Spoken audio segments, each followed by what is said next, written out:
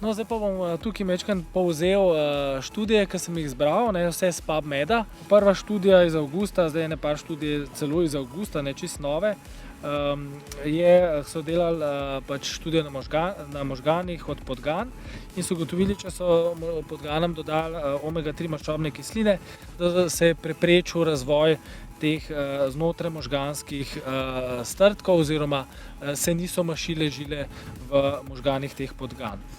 Potem še druga študija, tudi iz avgusta, so ugotovili, da če je povečano razmerje omega-6 proti omega-3, se pravi, če je slabših omega-6 več, da to lahko povzroči depresijo in so zaključili, da imajo omega-3 maščobne kisline pozitiven učinek na preprečevanje nastanka depresije.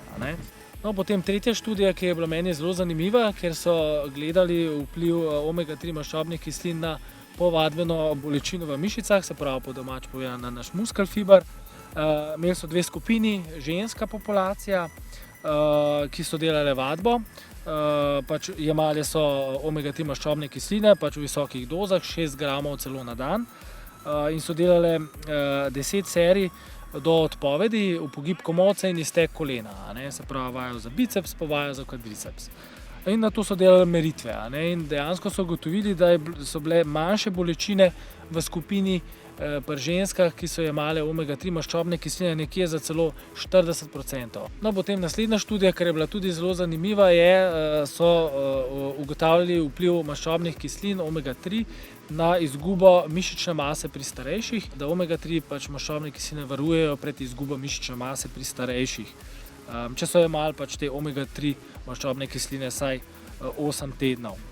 Še ena zanimiva študija, so gledali učinek maščobnih kislin na kognitivne funkcije in so ugotovili, da sicer so potrebne nadaljnje raziskave, ampak da so neki indici, da bi res omega-3 maščobne kisline preprečevale Alzheimerjevo demenco in pozitivno delovale na naše same možgane. Potem študija tudi na srčnih bolnikih. Po operaciji, če so jemali maščobne kisline, se jim je pogostnost aritmij zmanjšala. Se pravi, neredno utripanje srca je bilo manj pogosto in tudi hitreje so jih lahko odpustili domov. Potem še en pozitiven učinek tudi na astmatike in če so jemali omega-3 maščobne kisline, so se simptomi astme celo izboljšali za 72%. Tudi še ena študija mogoče za ljudje, ki so jemali omega-3 maščobne kisline in so merili toksičnost UV žarkov, se pravi, če so se preveč sončili in če je zdaj večja nevarnost za kožnega raka, če so jemali maščobne kisline, je ta nevarnost manjša, tako da tudi pozitiven učinek glede tega. Tako da definitivno zelo koristen prehranski dodatek. Če ga s hrano zadosti ne zaužijemo, omega-3 maščobnih kislin definitivno priporočam.